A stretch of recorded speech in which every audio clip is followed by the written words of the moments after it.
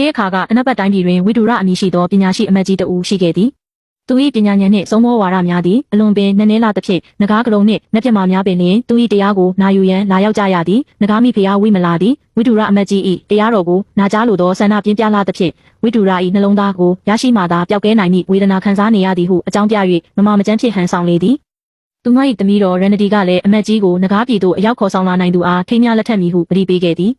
ထိုအခါပုံနာကအမည်ရှိသောတကိုးထက်မြက်သည့်ဘလူးသည်မင်းသမီးကိုရရှိရန်အတွက်ထိုစိန်ခေါ်မှုကိုလက်ခံခဲ့သည်ပုံနာကဘီလူးသည်ဒနင်းစရမင်းကြီးအားကြွေရန်ကစားရန်စိန်ခေါ်ခဲ့သည်ဘလူးသည်မိမိ၏အံ့ဖွယ်တန်ခိုးကိုအသုံးပြု၍အနိုင်ယူခဲ့ပြီးအနိုင်ရလက်အဖြစ်ဝိတုရအမတ်ကြီးကိုတောင်းဆိုခဲ့သည်ကောင်းကင်ခရီးဖြင့်ခေါ်ဆောင်သွားစဉ်အတွင်းပုံနာကသည်အမတ်ကြီးအား၆လန့်ချင်းတောင်ကဘာဘာများနှင့်ရိုက်ပုတ်ခြင်းတို့ဖြင့်တက်ဖြတ်ရန်ကြိုးစားခဲ့ပြီးနှလုံးသားကိုထုတ်ယူရန်ကြံစည်ခဲ့သည်သို့သောဝိတုရအမတ်ကြီးသည်တုံ့လုပ်ခြင်းမရှိဘဲတည်ငြိမ်ရဲဝံ့စွာနေခဲ့သည်ဘီလူး၏အကြံစီကိုသိရှိသောအခါဝိတုရအမတ်ကြီးကသူတော်ကောင်းတရားတို့ကိုဟောကြားပြသရန်ကမ်းလှမ်းခဲ့သည်အမတ်ကြီး၏တရားစကားများသည်အလွန်ထိရှက်နေလာသဖြင့်ပုံနာက၏ကြမ်းကြုတ်မှုများကွဲပြောက်သွားပြီးကြီးညိုလေးစားမှုများအစားထိုးဝင်ရောက်လာခဲ့သည်ပညာရှိ၏နှလုံးသားဆိုသည်မှာရုပ်ပိုင်းဆိုင်ရာအင်္ဂါအစိတ်ပိုင်းကိုဆိုလိုခြင်းမဟုတ်ဘဲသူ၏ဉာဏ်ပညာကိုသာဆိုလိုခြင်းဖြစ်ကြောင်းဘီလူးကြီးသဘောပေါက်သွားခဲ့သည်ထို့နောက်ဝိတုရအမတ်ကြီးသည်နဂါးပြည်သို့ကြွရောက်၍နဂါးမင်းနှင့်မိဖုရားတို့အားတရားဓမ္မများဟောကြားခဲ့သည်နဂါးတို့သည်လည်းတရားရည်အေးတောက်သုံးရသဖြင့်အလွန်ဝမ်းမြောက်သွားကြသည်